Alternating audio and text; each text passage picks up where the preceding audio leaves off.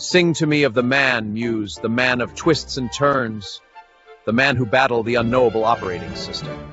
I shall sing of the hero's digital Odyssey. Confounded piece of useless technology that always breaks right when I need it to work most! Why won't you just work? This is ruining everything! Dave's rage at his computer. His rage is all he has left.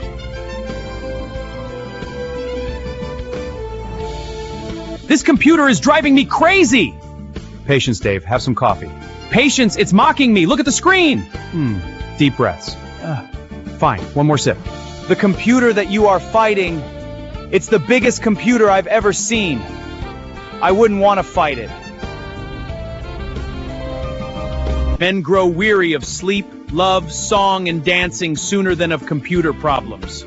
Endure, my heart. You have endured worse before. Come here, renowned Dave, honor to the computers and listen to our voices. No one ever sailed past us in his ship without delighting in the sweet operating system song from our lips. Good morning, America. How are you? I'm Rabbi Dave, and yes, I'm still having computer issues, and I'm becoming quite, shall we say, irritable. Good morning, America. I am Friar Rod, and I get to experience Dave having computer issues. I just don't get it. I don't know, man. I bought a new computer a year ago. Well, I bought a refurbished computer a year ago, which could be my problem. It could be that. You could try reloading Windows and start from scratch and reload everything. Yeah. I would do that before buying a new one, just to see. Could do that. You may have to send me a procedure, but I'm just so frustrated with things right now. And of course, this has metastasized into my sound, which, over the past few weeks, you may have noticed a significant degradation in my sound, which led to me buying the Zoom, which led to me buying the 2i2, and none of it has worked, and I'm just really frustrated right now. Not as frustrated as I am about upcoming summer blockbusters, though. Yeah. Well, I was excited. There's some good ones that I think are coming out. But... Really? I want to hear your list. What do you think is going to be good that's coming out? Well, I am looking forward to Grogu. I know that what is it? Well, this is later. It's not this summer. I guess it's Dune, and it's the Avengers Doomsday, or whatever it is coming out at the end of the year. I'm looking forward to that. They're coming out on the same day, Dune and that. So I'm going to watch Dune first. Yeah, I didn't even know there was another Dune coming out. There is. Never seen a single Avengers film, so. Yeah, well. I was excited. They're both competing for IMAX. That's the thing. It's gonna be interesting because they both want to come out on IMAX. So I think Dune's gonna win. See, I'm used to IMAX being National Geographic and Smithsonian stuff.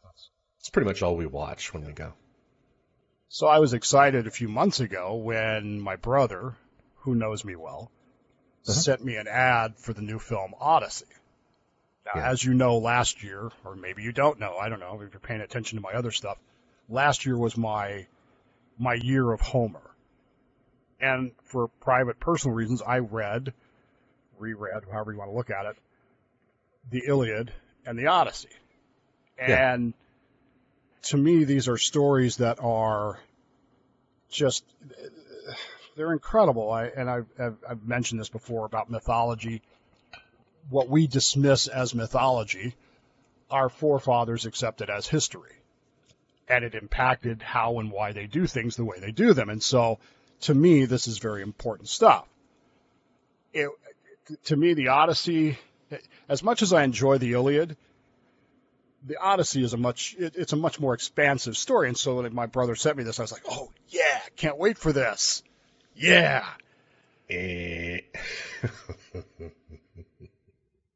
Yeah, I'm not going to see it. I just watching the stuff that's coming out, just the casting choices. And look, Lupita Nyong'o, I don't even know who the hell that is, playing Helen of Troy, and Elliot Page Page is going to play Formerly known as Achilles. Ellen. A woman is going to play Achilles. In Troy, we got Brad Pitt. And Troy was fantastic. I still watch that. That movie, and I bought the extended version. Oh, I haven't seen that. Oh, my God. That is like 4 hours of I put that on when I'm having a really bad day. And it's like, the story is so well done, and I know there's a lot of criticism of the film. One of the things I like about the film is that they take out the Greek mythological element. They take out the gods. And it's just a story of people, which in reality, it should have been all along anyway. And so you get more of the human emotion of it, and I just enjoy that film. But this idea that what they're going to do with Odyssey has turned into this just politically correct. Now, in fairness, it's not necessarily the director's fault that they've done this. This is Hollywood has done this because what is it now? To be considered for an Oscar, you have to have, 30% representative of minorities? Whatever that means. You have to have a non-white leading character, which, again, we're talking about the Odyssey here. It takes place in the Mediterranean around between 2000 and 3000 BCE. They're Greeks. It's a story about Greeks.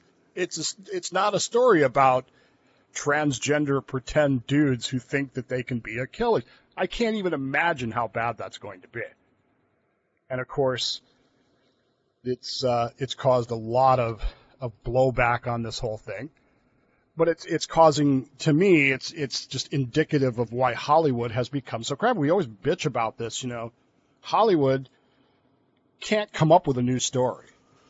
No. And when they finally do come up with not a new story, but at least a chance to tell an epic story, they fuck it up.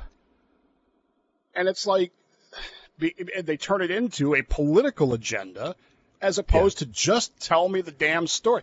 How many people sitting out there right now do you think they've heard of the Odyssey? They know it's about a guy going on an Odyssey? Mm-hmm. But what do they actually know about it? What lessons do they think? Does it ever occur to them that the people who founded, framed, formed, built this nation, even the people who, changed things in this nation, were intimately familiar with these stories and drew lessons from them that apply today? No, they don't think in those terms. And so neither does Christopher Nolan, neither does Hollywood. And so they're going to give us essentially AI slop and tell you, here's the story of the Odyssey. It's going to be just like Noah, the movie Noah, where it says, inspired by Genesis. Pretty much, yeah. Inspired by. Well, great, thanks. Yeah, that's... Nobody watched that movie. I didn't, not past the first 5 minutes of it. Turner did a great job, Ted Turner, who passed away this week, did a great job. There was a whole series of Turner biblical movies. David, Abraham, really good. Joseph, that actually followed the real story. There's some artistic license, obviously, but... Well, of course. But... certain dialogue choices, right? But they followed the story. And they were really well done, and they didn't get the credit they deserved. So I don't know. I'm becoming more and more jaded about Hollywood, and I'm just so disappointed because this story could have been... I could have had on my shelf, I could have had Troy and the Odyssey and hope for an Iliad movie, but... And to be fair, this isn't a critique of the actors or actresses that they've chosen. It's that they've chosen, we think, the wrong type. The wrong representation of that character. It would be like asking me to play Kunta Kinte. Kunta in Kinte. Roots. Right. It's not going to work. It's not that I'm not a bad actor. It's not that it's a bad story. I don't fit it. Yeah. Did you see, a couple of weeks ago, there was a film released in, I think it was Denmark, and it stars that guy, I can't think of his name, it's an M name, and I can't think of his name, and he plays bad guys in James Bond movies and stuff like that. Okay. But it's a Viking story. It's a story about Vikings. Yeah. And at the press conference for the release of the movie, they got asked a question as to why there were no African Americans in the film. And the guy says, "Are you kidding me? It's a story about Vikings." Yeah. You don't need to make up shit just to get an Oscar, so that just tell a good story. And that's what concerns me, and that's why I'm probably not going to see in fact, I'm going to just say it, I will not see the Odyssey. It's going to bomb, but it's going to win all kinds of Oscars and awards, because it's diverse, and it's going to be, and you're going to see headlines that rival the headlines for our musical about how over the top great it is. Of course. And the difference is we completely made ours up, and so will they. So I guess we're not all that different. I don't know. I'm concerned about Star Wars Grogu. I'm confused. Who the hell is Grogu? Okay. Where did that come from? That came from the Mandalorian series. Well, on I Disney guessed Plus. that because the title is The Mandalorian and Grogu, but... Well, and it's like the very first episode, he meets this young child they called Baby Yoda for the longest time. Right. Right? Because it's Yoda's baby. No, it's not Yoda's baby. Well, it's then why just do they one call of it the Yoda? species.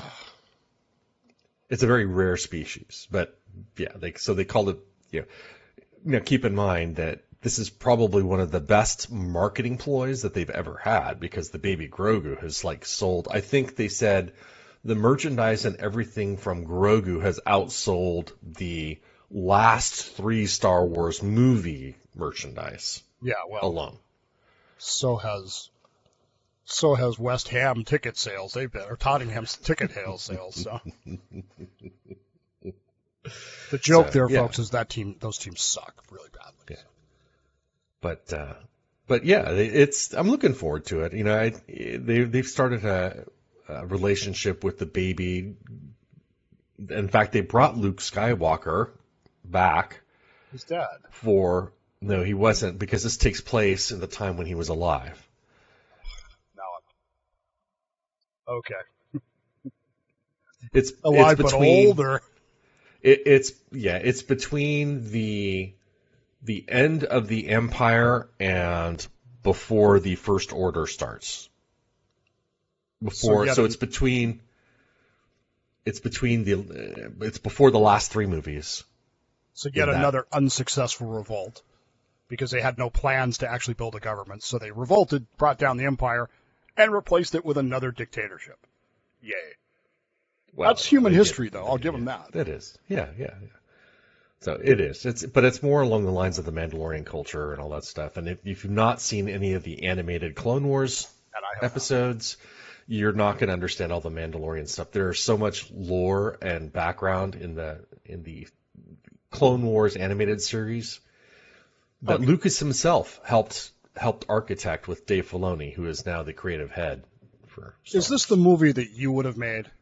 To try the Star Wars franchise has gone in the toilet. Let's face it. It's so far in the toilet that Disney is now talking about pretending that the last 3 movies didn't exist. And I'm not making that up. Is this the movie you make to rescue this? Well, considering where they're at now, maybe. I would rather see. So I loved Andor, the series. It started slow, but it was this spy intrigue, and it wasn't about Force users, and it wasn't about all that mystical stuff.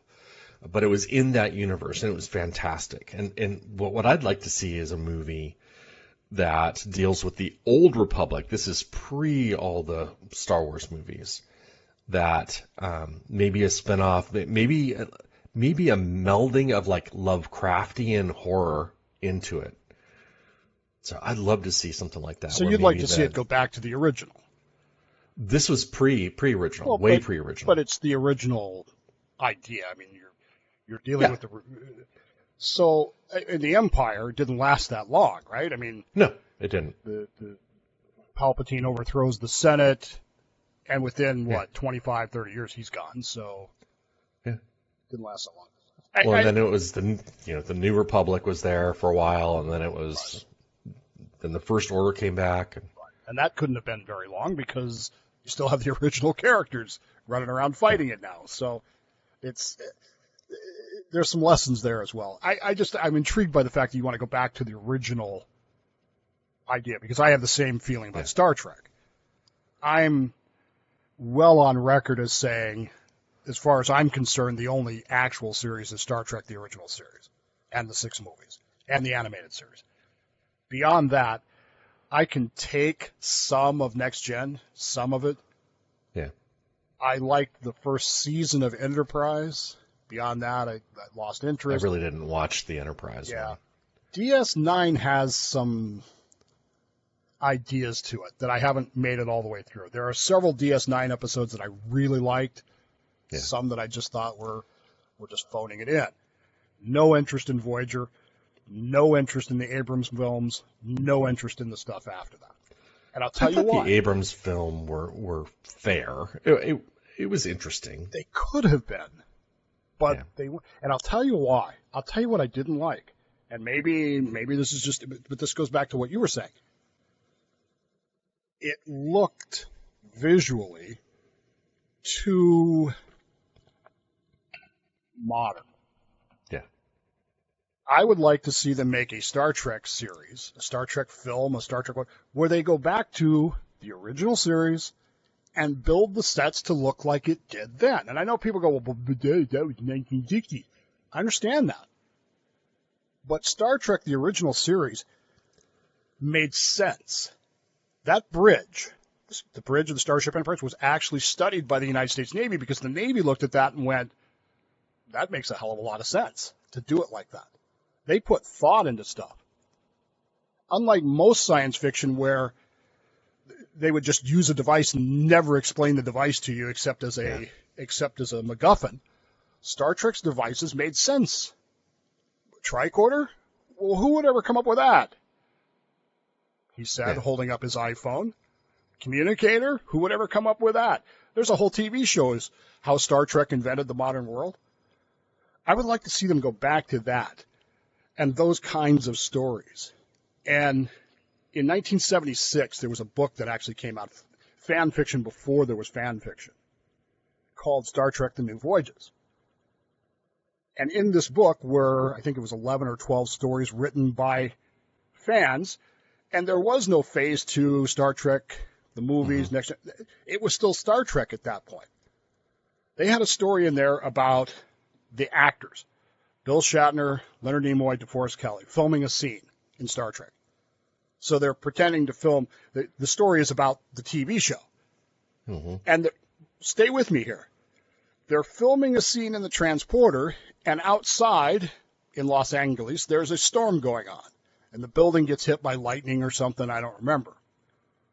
And as the director yells action, McVitie yells action, they step forward out of the transporter like they're supposed to. But as they step forward, they almost trip and fall down because all of a sudden they're not on a set anymore. They're in a real transporter room on the real Enterprise. But there's still Bill Shatner, Leonard Nimoy, and DeForest Kelley. So Galaxy Quest. Galaxy Quest came from that story. It's called a Visit to a Weird Planet Revisited. It's the same plot. These three guys have to pretend that they're really Kirk, Spock, and McCoy. They have to go fight the Klingons, win the battle, until Scotty finally figures out that, hey, these aren't the real guys. We got to figure out how to get them back to where they belong. Yeah. I'm not making that up. You can buy the book. It's called Star Trek: The New Voyages. The name of the story is Visit to a Weird Planet Revisited. And even that's not the best story in there, although that's the one that got turned into a movie. Some argue the best Star Trek movie there is. Don't know if I'd go that far, but it's pretty good. There's another one in there called Mind Sifter. Now imagine this being made today with the same 60s appearance, not that James Abram glass, whatever the hell it is. Put this on the real set, okay? Kirk has disappeared. Everybody thinks he's dead. Spock has been made captain of the Enterprise because nobody knows where Kirk is. He's disappeared. Well, turns out that he got, he was being Kirk in a bar one night, got roofied, and, is that me or you? That's me. I'm getting, that's my text tone is the computer gator sound. Turns out he gets roofied and kidnapped by the Klingons, who take him to the Mind Sifter, which was introduced to us in one of the episodes, Errand of Mercy. And they just rip his mind to find out where the Guardian of Forever is.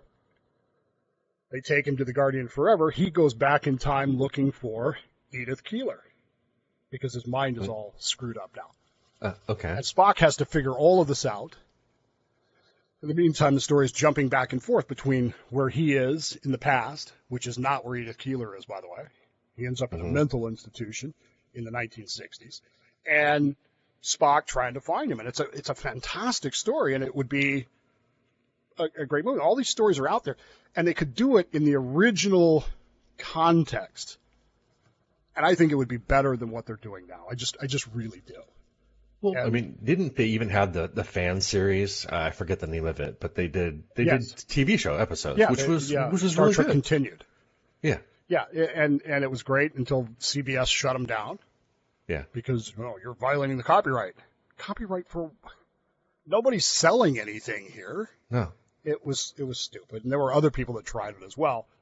And I'm wondering now with AI, you've seen the videos for the pawnbroker shows now? Yeah, yeah. Where Boba Fett is bringing in Han Solo. The General, is it Grievous with the lightsabers? General Grievous, Where'd you get these? We obtained them. The state sales. With AI, how are they going to stop this now? Yeah. I don't know. It just seems to me that they could make better movies. There's better stories out there. Whether you're talking about the Odyssey, whether you're talking about Star Wars, whether you're talking about Star Trek, whether you're talking about history. Look at the historical movies they're making now. They're just crap. I don't know. I'm frustrated by it, and all this started because of the Odyssey, and every day I get another post about how they're going to screw this film up. And I'm so disappointed because I'm almost at the point, Rod, where just sitting here by myself, and my skills are nowhere near where I would like them to be. But I could sit here and do an AI version of the Odyssey and probably do it. It would take me a year to do it, but I could probably do it better than this is going to be. Hell, I might even try. I don't know. In my copious free time, because I'm getting ready to start yet another podcast. So I saw that. It's, I don't get it. I don't, and what pisses me off about the whole thing is it's all because we got to feed this idiotic, politically correct bullshit that we all know is bullshit. Everybody knows it's bullshit, and we all just pretend that it's not.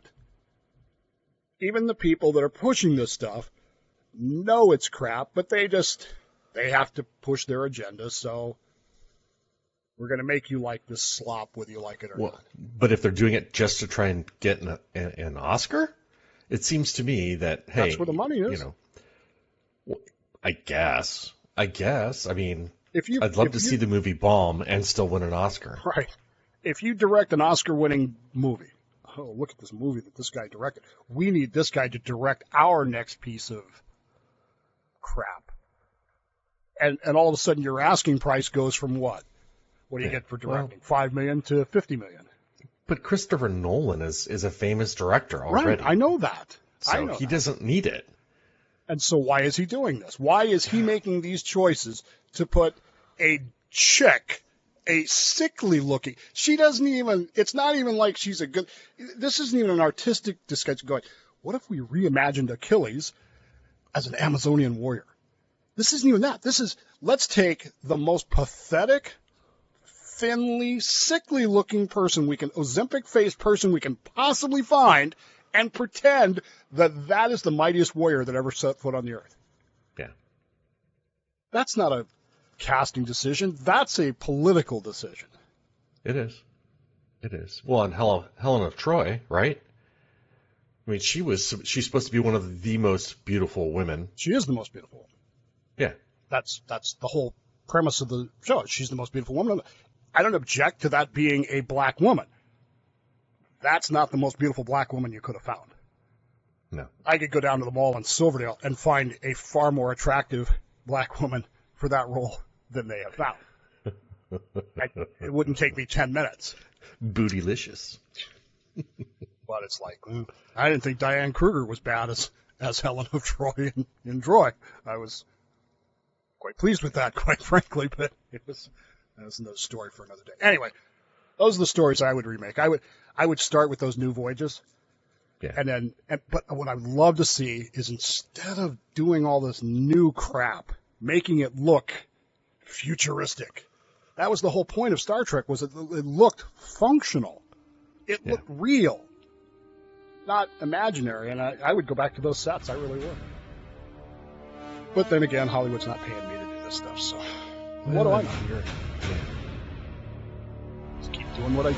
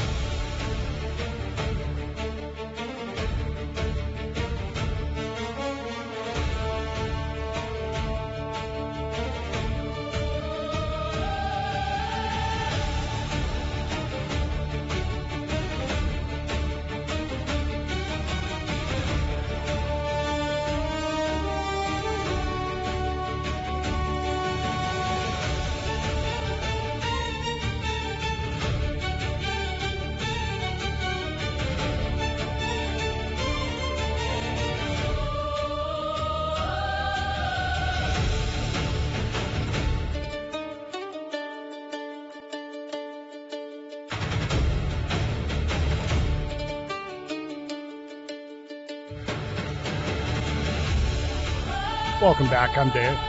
I'm Rod. I grew up in an era, and maybe you remember these Lucky Strike ads. I do. It was Lucky Strike. That was Tarleton that wanted to fight. Us Tarleton smokers would rather fight than switch. But Lucky Strike was a brand of cigarettes that was pretty popular in the 40s and 50s and 60s. Of course, all smoking was popular back in those days. And I stand by my premise, which is that smokers are all slobs, but that's a story for another day.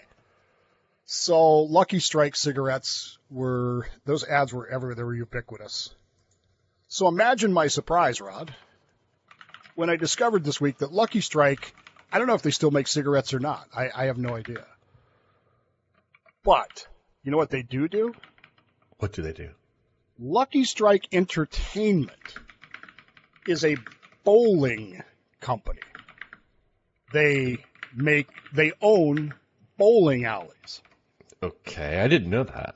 I didn't either until this week. I'd never heard of them. They are facing a massive lawsuit. Take a guess as to why. And something environmentally. No. Right? Smoking, bad for you. No. They are facing a massive lawsuit accusing them of operating an illegal bowling monopoly of bowling centers across the country and ... allegedly jacking up the prices of a bowling game because they own all the bowling alleys. Oh, and pushing alcohol, gambling, and tarnishing a cherished American pastime. Cherished? I guess some people cherish it. Well, I have not been bowling since about, 2016. Ben wanted to go bowling. Okay. So we took him bowling. There was a bowling alley right around the corner from where we lived. Took him bowling. The guy throws his first ball. Ben throws his first ball. He's like, 9? Yeah. Strike. That's it. I'm done. I can't even beat my own son at bowling. So This group of 11 plaintiffs, who are longtime bowlers from around the country, claim the Wall Street Goliath has been, quote, gobbling up its competitors through unlawful acquisitions, unquote. Bowlero Corporation, Bowlero, B-O-W-L-E-R-O, Okay.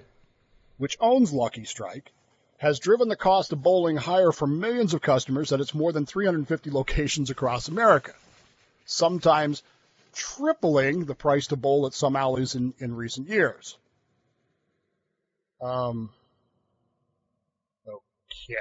I didn't realize that I would have thought there were, I mean, how many bowling alleys are there in America?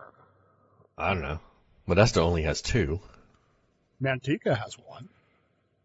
We don't have any here that I know of. I mean, if you only have one in a city, isn't that a monopoly already? Are these people driving around to these 350 things to comparison shop? Are they going, the games here are $1 a game. I only want to pay 75 cents a game, so I'm going to drive So they're 80 secret bowlers. miles, I guess. I don't know. It's just a secret bowler program where they go around and check the prices. Lucky Strike centers often include bowling alleys, arcade games, pool tables, and full bars. Well, I'm intrigued now. Opening in the afternoon and closing late at night, with exact hours depending on the location. For example, the Lucky Strike Times Square location, Times Square, which turns 21 plus after 9 p.m. on the weekends, was charging $156.47 for 4 guests to rent the lane for 2 hours on a Friday. After 4 p.m., that goes up to $270, not counting the cost of food, drinks, and other games that you might play. That's kind of ridiculous. I didn't realize that you rented a lane for a time period. I thought you paid by the game. I thought you paid by the game as well. That's what I used to bowl, which most of my bowling was done in the Navy, and it was done on a Friday afternoon because the bowling alley had the best food and the cheapest beer, and that's where we would go after lunch on Friday. Well, and I could see where you're in the lane and you're just taking too long to finish bowling, right? You're just taking your sweet time because there's no timeout, right? Right. There's no bowl clock like there is in pitching. So Market is 0. It's nihilistic. you've got a minute to bowl. Yeah, like that's just your opinion. A spokesperson for Lucky Strike denied the claims in the lawsuit. I know that'll shock you, saying the company is, quote, confident in our conduct and planning to defend itself against the case.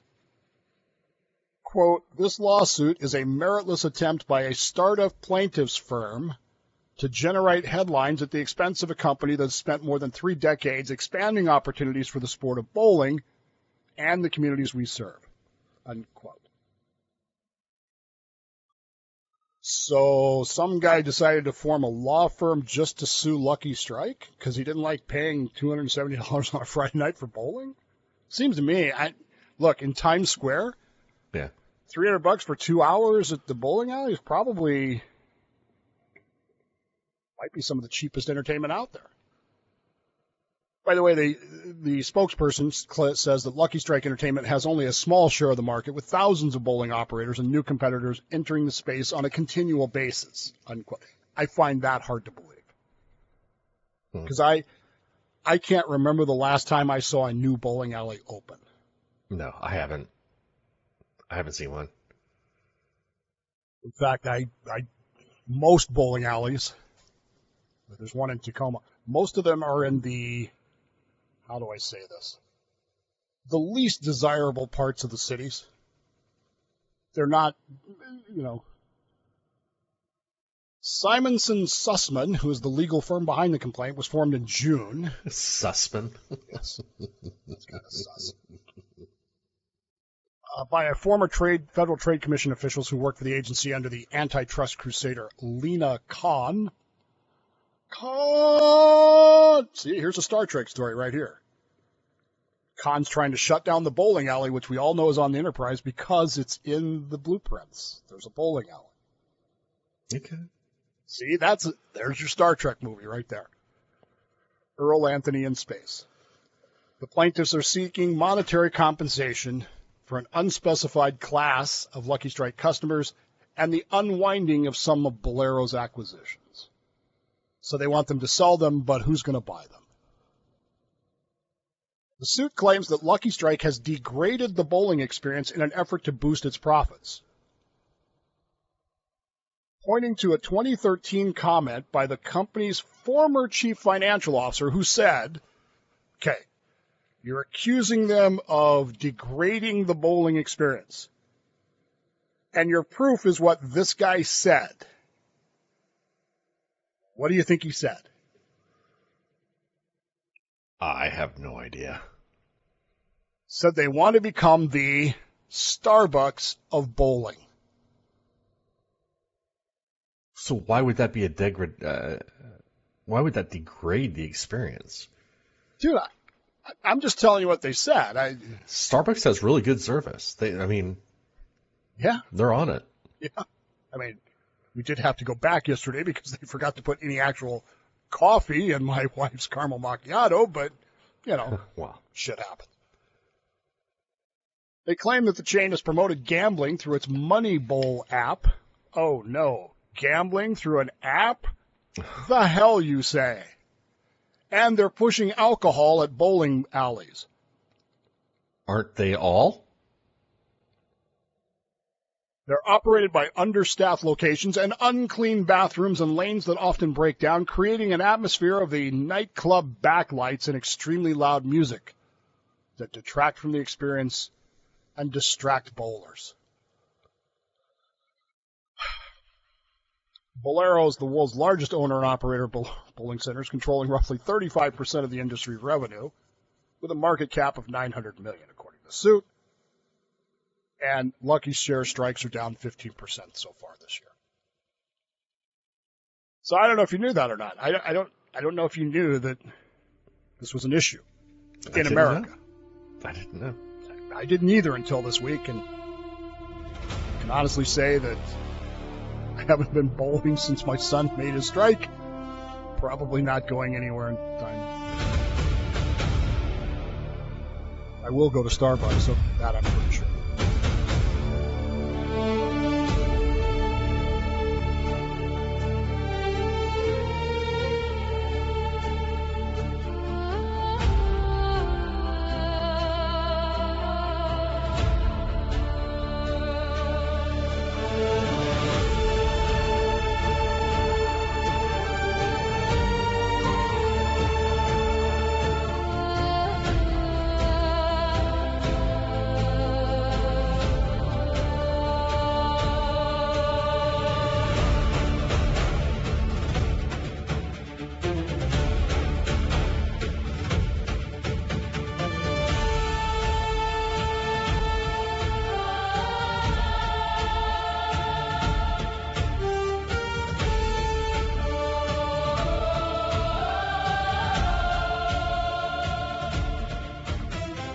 Welcome back. I'm Dave.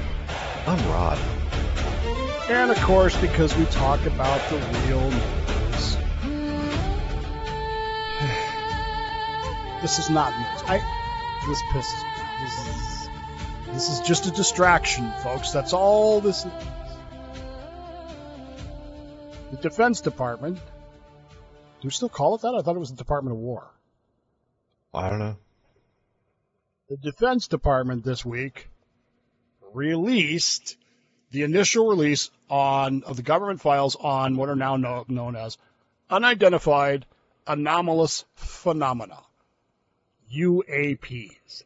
Yup. Colloquially known as UFOs. UFOs. And I have seen so many posts now on X and even Facebook. There's one from Michio Kaku.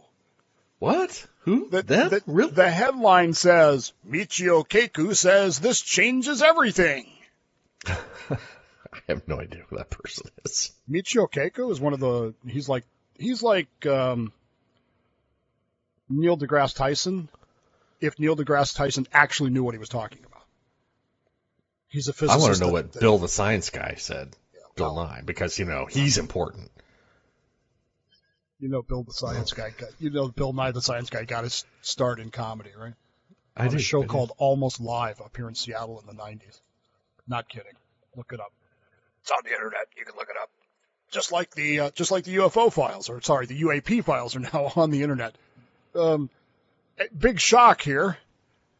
The reaction to this has been, see, and yet there's nothing to see. There are no photos of little green men or flying saucers.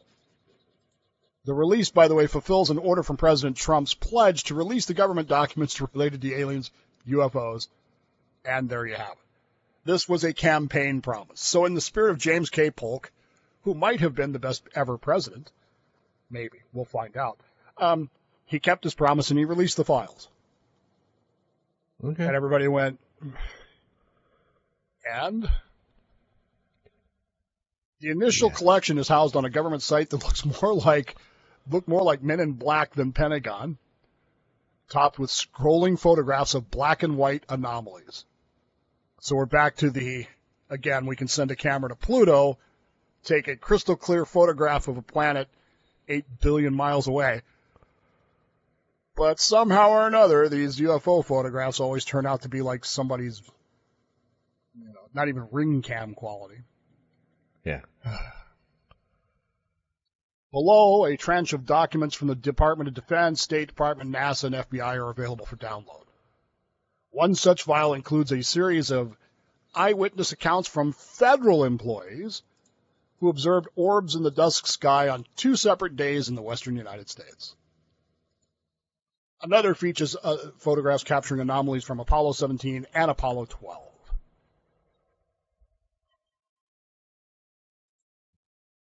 Pete Hegseth, who is the Secretary of War, even though this says Defense Secretary, said, and I am quoting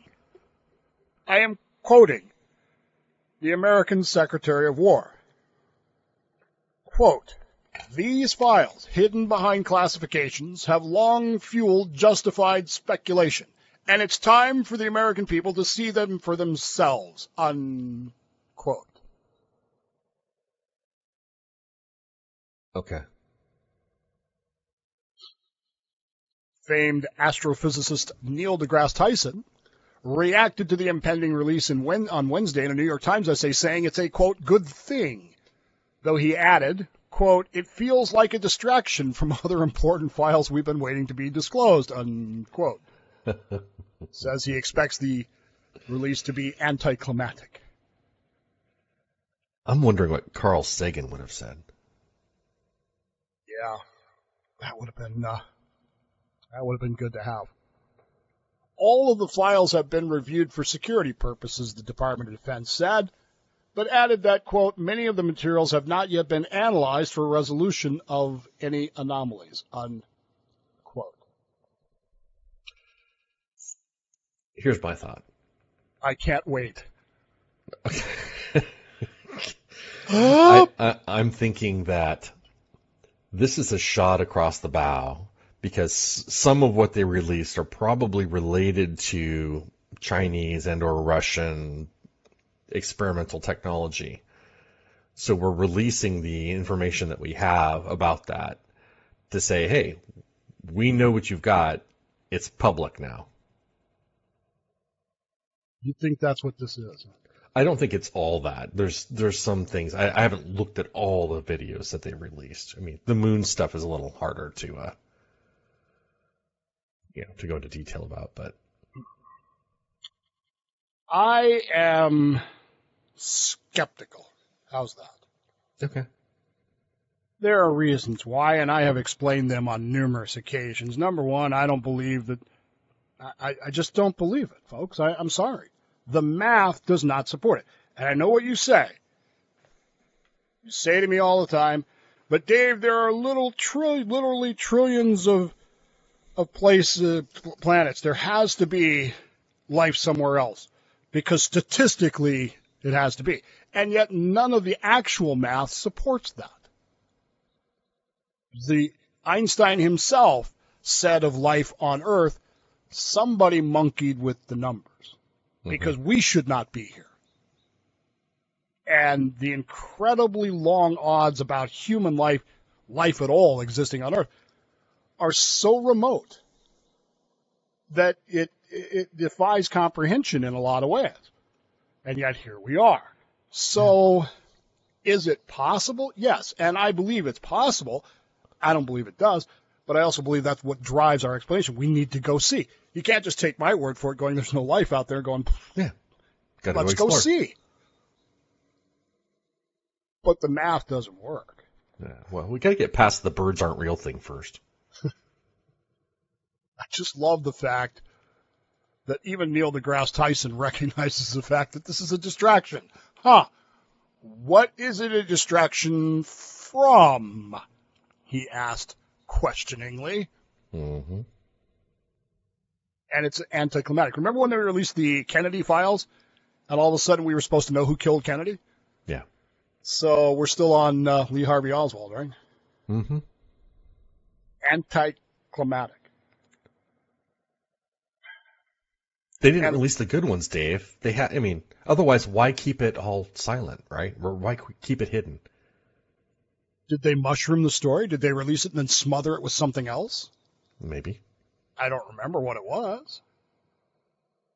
Does this feel like a distraction from, oh no, everything is going wrong in the world, let's release the UAP photos? Yeah. Well, the next one's going to be the alien autopsy. Wait a minute.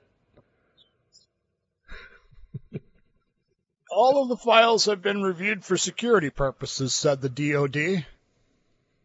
But many of the materials have not yet been analyzed for resolution of any anomalies.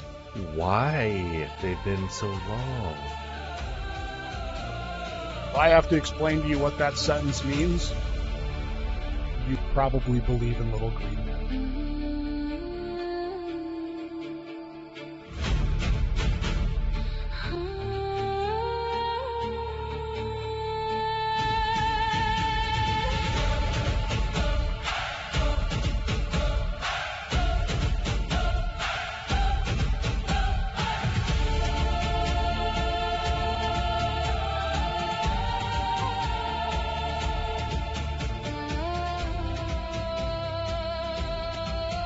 Welcome back. I'm Rabbi Dave. I am Friar Rod. So I took a drive yesterday. I had to go out to Squim for the parade. Mm-hmm. And as I'm driving, I'm thinking about things. And I came across a post this week.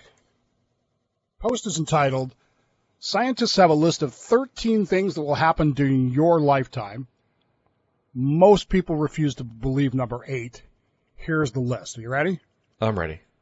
Number 1. Physical cash is going away.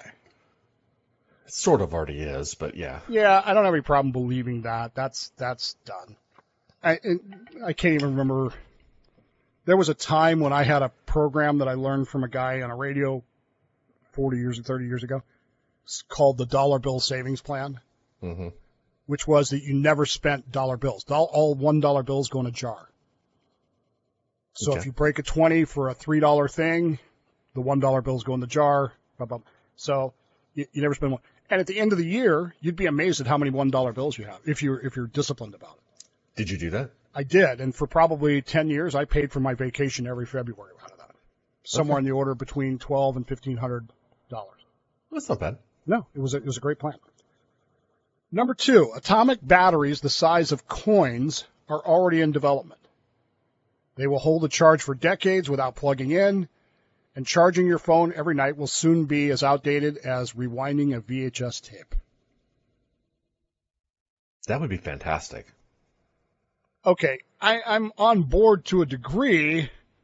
I'm just not real hyper on the idea of putting an atomic battery in my pocket. Well, so the problem, Dave, though, is that once you have that, then the hardware is going to start demanding more and more and more of those batteries, right? Oh, now you need 2 of those little batteries in there, right? To deal with that. Right. And Madame Curie, anyone? Yeah. Used to carry uranium around her. Number 3, AI can already pass bar exams, file documents, and draft contracts faster than any human. Same is true for accounting, translation, and graphic design. These are not low-skill jobs. They are high-paid professions that are built on pattern recognition. AI is already better at patterns than any person alive. Do we believe AI is going to take all that over? I don't know. I'm a little concerned about the bots, the AI agents and things that they have running right now, because there's not a lot of security controls around them. But does that mean they're going to actually take over things? I don't, not in a coordinated sense.